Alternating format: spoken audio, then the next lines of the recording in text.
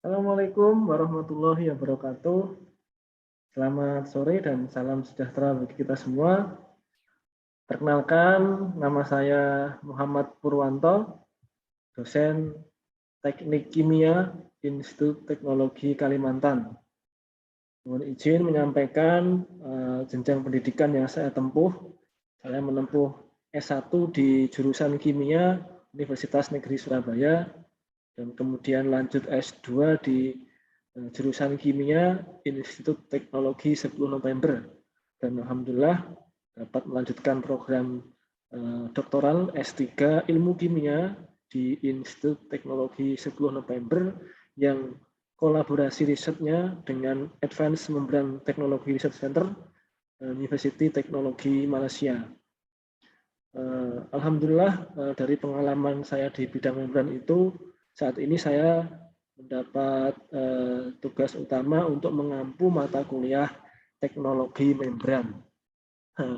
Adapun mata kuliah teknologi membran ini merupakan mata kuliah yang berisi konsep dasar tentang membran, kemudian prinsip-prinsip pemisahan, klasifikasi membran, cara pembuatan atau fabrikasi membran, hingga aplikasi membran tersebut.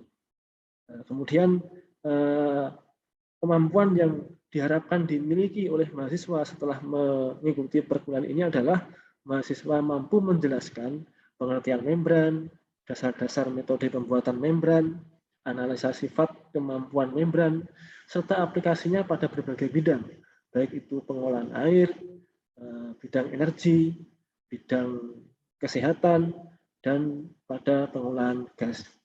Adapun metode perkuliahan yang kami gunakan adalah metode ceramah dan diskusi.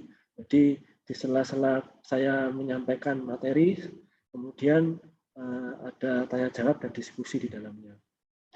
Adapun beberapa pokok bahasan materi yang ada di perkuliahan ini adalah yang pertama tentang pengantar membran, kemudian yang kedua adalah perkembangan teknologi membran, kemudian prinsip-prinsip pemisahan membran, kemudian yang keempat adalah tentang klasifikasi membran, yang kelima adalah proses fabrikasi atau pembuatan membran, yang keenam adalah desain sistem dan operasi modul membran. Dan yang ketujuh ini adalah aplikasi membran terkait untuk bidang pengolahan air, bidang energi, bidang kesehatan, maupun pada pengolahan gas. Adapun sistem penilaian yang kita gunakan adalah ada penugasan dalam bentuk tugas, dan ada kuis, ada UTS, dan ada UAS. Yang mana bobot dari tugas adalah 10%, kemudian bobot untuk kuis adalah 10%, untuk bobot UTS adalah 40%, dan bobot untuk UAS juga 40%. Kemudian pustaka utama yang kita gunakan adalah buku Basic Principles of Membrane Technology dari Mulder, kemudian yang kedua adalah Membrane Technology and Application dari Becker, dan ada beberapa pustaka pendukung, buku-buku karya dari Prof. Fenton ITB, ahli membran yang sangat terkenal, dengan judul Pengantar Teknologi Membran dan juga Desain Proses Berbasis Membran. Terima kasih. Itu beberapa hal yang dapat saya sampaikan sebagai pengantar terhadap mata kuliah teknologi membran yang saya ampu. Selanjutnya mohon izin saya menyampaikan praktek perkuliahan teknologi membran bersama para mahasiswa saya yang kebetulan hadir pada kelas teknologi membran saat ini. Terima kasih. Assalamualaikum warahmatullahi wabarakatuh. Waalaikumsalam warahmatullahi wabarakatuh, Pak. Waalaikumsalam warahmatullahi wabarakatuh, Pak. Selamat sore dan salam sejahtera bagi kita semua. Pada pertemuan hari ini kita akan melanjutkan tentang aplikasi membran, khususnya untuk bidang energi, gitu ya. Sebagaimana yang telah kita pelajari minggu sebelumnya kita telah belajar tentang aplikasi membran untuk pengolahan air, gitu ya.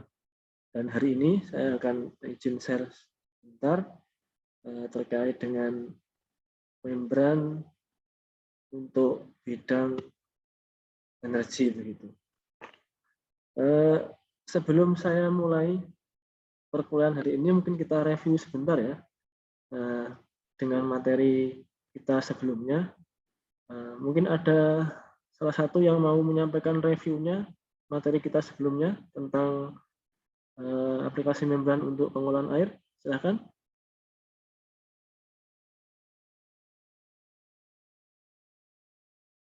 Yang mau review materi sebelumnya tentang aplikasi untuk pengolahan air, silakan. Ya, mungkin saya kali ya, Pak ya. Oh, silakan. Tadi. Ya, jadi di minggu sebelumnya sendiri sudah sempat dijelaskan terkait materi aplikasi teknologi membran untuk pengolahan air, di mana pada materi tersebut itu kita dijelaskan bahwasanya teknologi pengolahan air itu saat ini tuh sangat banyak dibutuhkan. Nah, salah satu teknologi pengolahan air yang banyak diimplementasikan sendiri itu adalah teknologi membran. Nah, karena kita tahu bahwasanya membran itu kan merupakan material yang berbentuk selaput tipis, lapisan tipis semi-permeabel yang bersifat selektif, sehingga pada umumnya membran ini dapat digunakan untuk pemisahan campuran, seperti aplikasinya pada teknologi pengolahan air secara langsung untuk menghilangkan atau meremove kandungan garam ataupun kandungan-kandungan mineral ataupun bahkan partikulat-partikulat yang ada di dalam kandungan air ataupun air limbah gitu secara umumnya. Nah, jadi kira-kira yang bisa saya sampaikan. Mantap sekali ya, terima kasih Mas Teddy. Terus sekali ya, sebagaimana prinsip membran yang sudah kita bahas sebelumnya, yang sudah diuraikan juga review tadi oleh Mas Teddy, mudah-mudahan bisa kita terapkan dalam kehidupan sehari-hari. Barangkali adik-adik punya keinginan untuk riset atau pengembangan membran pada pengolahan air. Ada salah satu aplikasi lagi yang hari ini akan kita pelajari, yaitu aplikasi membran pada bidang energi, begitu ya.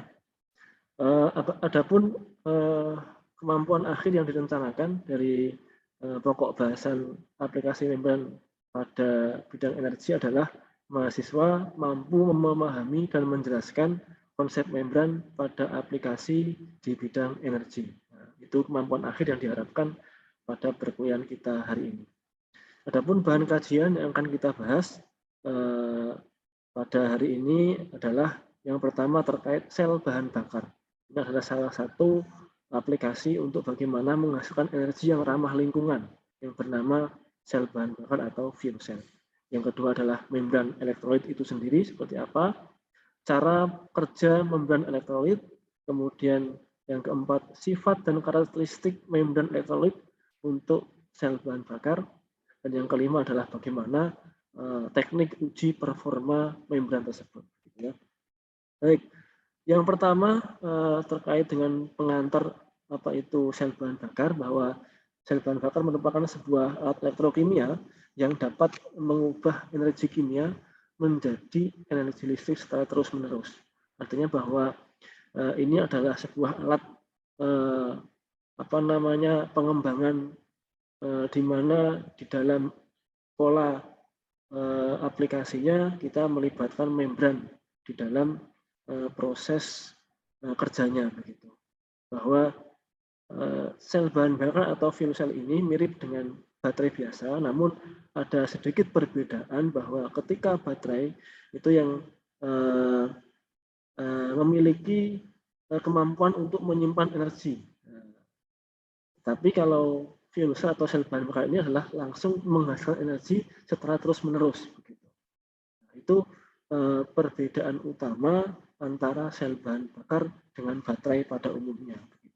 Nah, prinsip kerjanya dari sel bahan bakar ini adalah bagaimana alat ini memiliki dua elektroda, yaitu sisi anoda di sebelah kiri, kemudian sisi katoda ada di sebelah kanan ini. Nah, di tengah-tengah antara anoda dengan katoda, inilah yang menjadi persoalan kita untuk kita kaji bagaimana manfaat membran untuk hadir di tengah-tengah ini.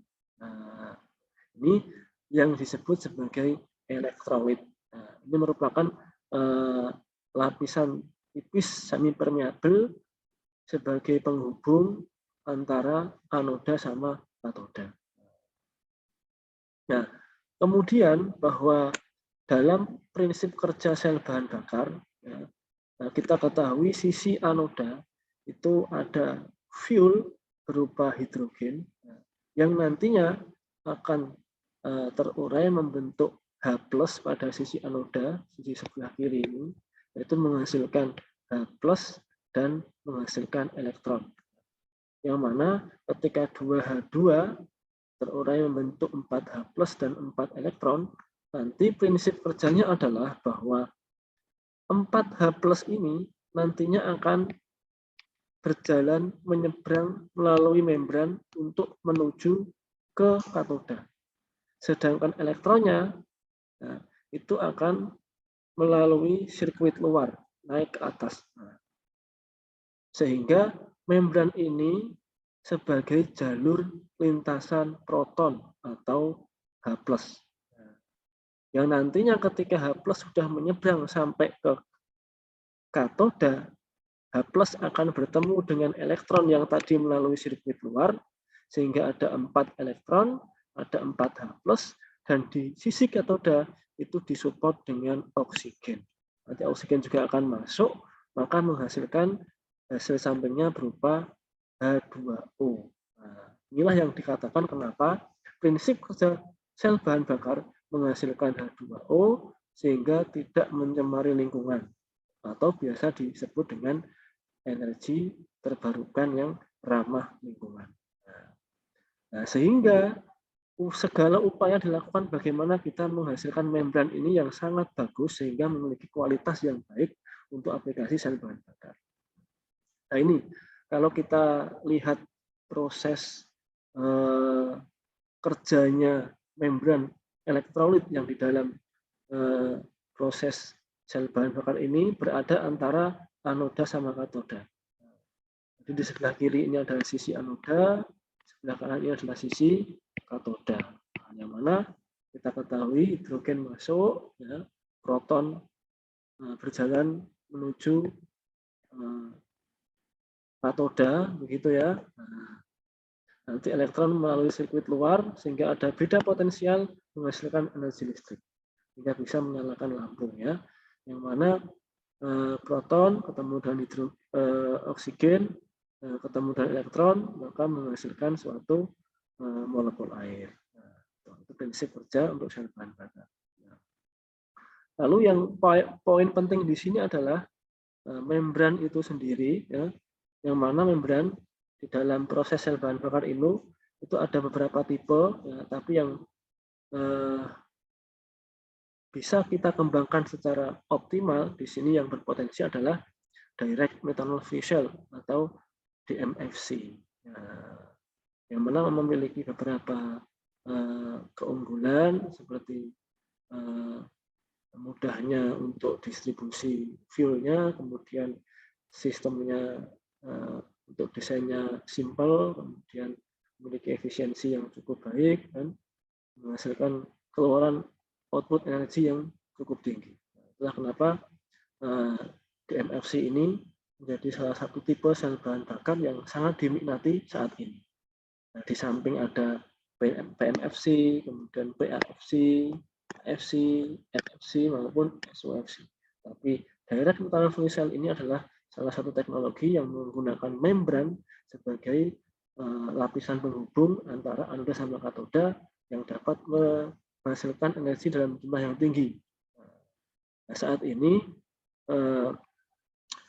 membran ini banyak dikembangkan ya, bahwa membran ini yang biasa disebut dengan proton exchange membran atau PEM ini berfungsi sebagai elektrolit pemisah antara anoda sama katoda. Ini merupakan bagian penting atau komponen penting sebagai jalur pergerakan antara hantaran proton. Ya. Salah satu membran elektrolit atau PEM yang bisa dikembangkan adalah polimer elektrolit membran. Artinya membran elektrolit yang berbahan dasar polimer. Bisa juga berupa biopolimer. Nah, ini digunakan untuk apa? Melewatkan ion hidrogen. Ya, sebagai jalur lintasan proton, ya, tapi dia menahan metanol dan menahan elektron. Nah, itu membran elektrolit. Ya. Nah, saat ini yang sedang ramai digunakan, yang paling terkenal adalah membran elektrolit berupa Nafion. Kenapa Nafion ini? Ini merek dagang yang sudah tersedia di pasaran. Ya. Nafion karena ada beberapa keunggulan, misalkan dia memiliki sifat kimia yang baik, kemudian stabilitas mekanik yang baik pula, dan memiliki konduktivitas proton yang tinggi. Nah, tapi ini ada beberapa kekurangan, kelebihan, relatif mahal harganya, kemudian masih tingginya gangguan metanol, ya, karena direct metanol fuel cell itu kan metanol nggak boleh lewat, yang boleh lewat di membran itu hanya proton, sehingga metanol harus tertahan.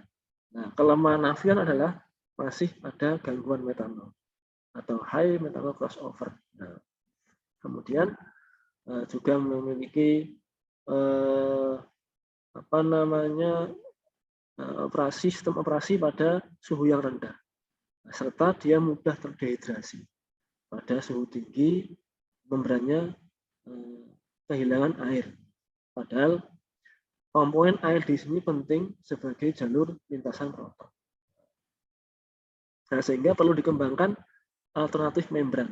Yang ini perlu kita perhatikan bersama bagaimana upaya kita agar memiliki membran alternatif, ya, untuk aplikasi sel bahan. Nah, di antaranya adalah bagaimana orang-orang mengupayakan komposit membran. Nah, misalnya berupa polimer clay komposit, ya, baik dari organik material maupun anorganik. Cara kerja membran elektrolit itu adalah seperti yang kita jelaskan tadi, dia akan sebagai jalur lintasan proton. Nah, ini H+ kan, akan melewat menuju ke katoda. Itu cara kerja membran elektrolit. Kemudian ini contoh membran elektrolit, ya. Ini berupa membran dari biopolimer kitosan yang sudah banyak digunakan untuk aplikasi membran pada DMFC atau direct metanol fuel cell. Ya, ini salah satu karakteristik komposit membran. Sifatnya adalah bagaimana membran itu harus memiliki ketahanan termal yang tinggi. Nah, ini beberapa contoh sifat termal membran. Ini membran kitosan. Membran kitosan yang dengan filler monomerilomid atau dengan juga cross-link agent, di mana yang berwarna merah ini menunjukkan bagaimana cross-link agent berperan, sehingga memiliki ketahanan yang lebih baik daripada hanya membran kitosan murni. Itu karakteristik membran elektrolit. Memang harus punya ketahanan termal yang tinggi karena nanti dia akan beroperasi pada suhu yang cukup tinggi. Ini salah satu contoh karakteristik yang lain adalah penampakan membran melalui SEM, ya, scanning electron microscopy. Ini dari atas, kemudian ini cross sectionnya, kelihatan ketebalan membrannya dapat diukur. Ini membran untuk jalur lintasan proton. Jika membrannya rapat, hanya sebagai jalur proton yang lewat. Nah, itu beberapa aglomerasi terjadi. Nah, itu bisa berada di lapisan struktur membran, ya, yang biasanya memberikan kekuatan tertentu untuk ketahanan membran. Ini salah satu rangkaian, misalnya seperti yang kita contohkan di depan tadi adalah adanya MMT dan kitosan. interaksi yang terjadi sehingga memperkuat lapisan membran. Dengan adanya struktur tambahan dari berupa GPTMS ya, memperkuat komponen polimer kitosan dengan filler OMMT tadi. Oke. Ini contoh lain karakteristik berupa water contact angle untuk mengetahui bagaimana sifat membran itu terhadap air. Apakah hidrofilik, ataukah hidrofobik, ataukah moderat. Ini akan kita cek ketika kita memiliki membran untuk menguji karakteristiknya. Nah, ini persebaran grup proton dengan fasa ruah air ya, pada lapisan membran. Nah, ini contoh mekanisme hantaran proton dari anoda ke katoda, misalkan dari sisi anoda ke sisi katoda, ini pergerakan protonnya ya. Apakah dibantu dengan air, gini, lewat bantuan air, ataukah melalui gugus fungsi. Nah, lebih tepatnya seperti ini, kalau bisa kita analogikan strukturnya, adalah bagaimana proton itu lewat ya, dari atas. Ini yang dari atas ini melalui jalur air, sedangkan yang bawah itu adalah melalui proton hopping. Nah, jadi ini bagaimana karakteristik membran untuk jalur lintasan proton. Jadi bisa melalui jalur bantuan air, melalui fasa ruah air, ataupun melalui proton hopping. Ini contoh uji performa itu dapat diamati bagaimana sifat permeabilitas metanolnya, bagaimana konduktivitas protonnya, perbandingan antara permeabilitas dengan konduktivitas, nanti kita peroleh selektivitas. Nah, ini contoh membran biopolimer kitosan yang tadi saya contohkan itu memiliki selektivitas yang cukup tinggi. Ya. Oke. Nah, ini uji performa membran untuk mengetahui bagaimana membran itu menghasilkan energi listrik. Nah, ini menggunakan cell performance DMFC ya. Biasanya digunakan untuk mengetahui berapa besar energi yang dihasilkan. Oke. Itu, dan kita peroleh bahwa membran kita secara energi itu masih di bawahnya Nafion ya, tetapi secara performa permeabilitas metanol kita jauh lebih baik daripada Nafion. Oke, itu saja yang dapat saya sampaikan terkait dengan aplikasi membran untuk bidang energi. Mungkin ada yang mau ditanyakan, saya persilakan.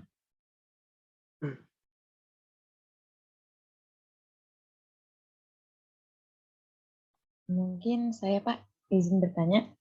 Ya, silakan Konita. Ya Pak, perkenalkan nama saya Konita, NIM-nya 0519158. Ini Pak, jadi saya ingin bertanya bagaimana sih Pak caranya untuk kita tuh memilih bahan yang bisa dijadikan menjadi membran elektrolit itu Pak. Oke. Itu aja, Pak. Terima kasih Pak. Pertanyaan yang bagus sekali, terima kasih Konita.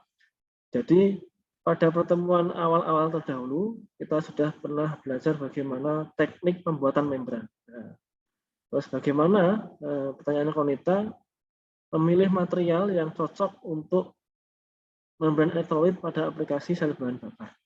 Jadi kalau sel bahan bakar yang kita bahas tadi adalah tipe metanol langsung atau direct metanol fuel cell, yang mana sel bahan bakar itu menggunakan fuelnya adalah berupa metanol. Oleh karena itu, bahan membran itu sebisa mungkin harus bisa menahan pergerakan metanol. Nah, sehingga kita harus memilih bahan yang hidrofobik, tidak suka air, karena sisi metanol kan punya gugus OH, yang mana OH nanti kalau membrannya itu hidrofilik, maka metanol akan masuk ke dalam membran, sehingga akan mengganggu efektivitasnya. Jadi pilihlah material yang memiliki sifat hidrofobik atau menolak air, begitu ya, sehingga tidak akan terganggu oleh yang namanya metanol.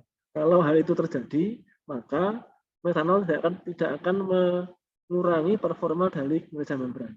Selain itu, pilih pula bahwa material membran yang memiliki suatu gugus fungsi yang dapat membantu lompatan-lompatan proton. Itu penting. Untuk apa? Untuk sebagai jalur lintasan proton sehingga efektivitas membran akan terjaga dan energi yang dihasilkan dapat kita peroleh tinggi ya, karena protonnya dapat lancar berjalan di dalam struktur lapisan membran itu. Nah, itu strategi untuk memilih material. Pilihlah material yang punya sifat hidrofobik serta memiliki gugus fungsi yang dapat menghantarkan proton.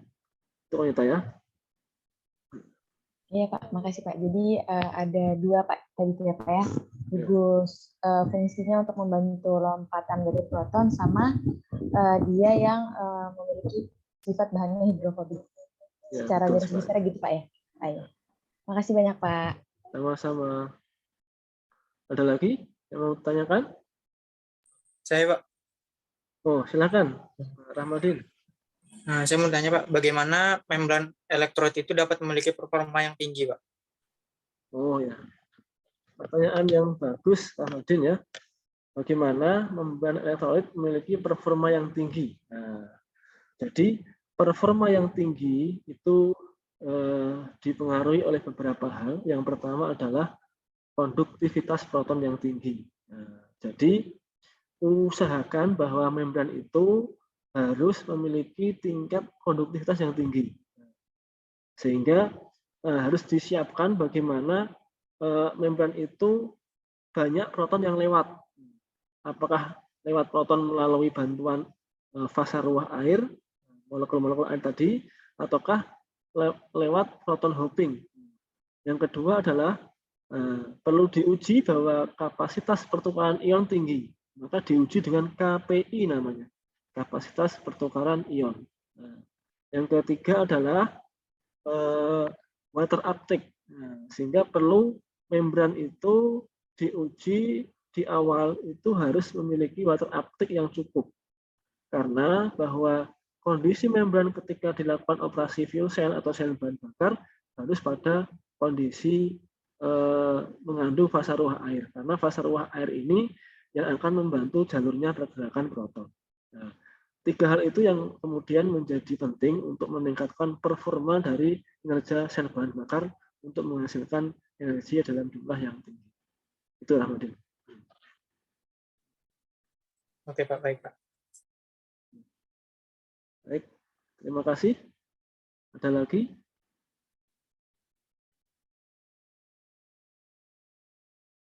Baik, kalau sudah nggak ada yang ditanyakan, saya rasa pertemuan kita cukup hari ini ya. Jangan lupa adik-adik untuk mengisi daftar hadir atau presensi sesuai dengan link yang ada. Saya minta maaf jika ada kekurangan dan kekhilafan. Terima kasih atas segala perhatiannya dan semoga kita semuanya senantiasa diberikan kesehatan dan lancar dalam semua aktivitas kita. Terima kasih. Mohon maaf.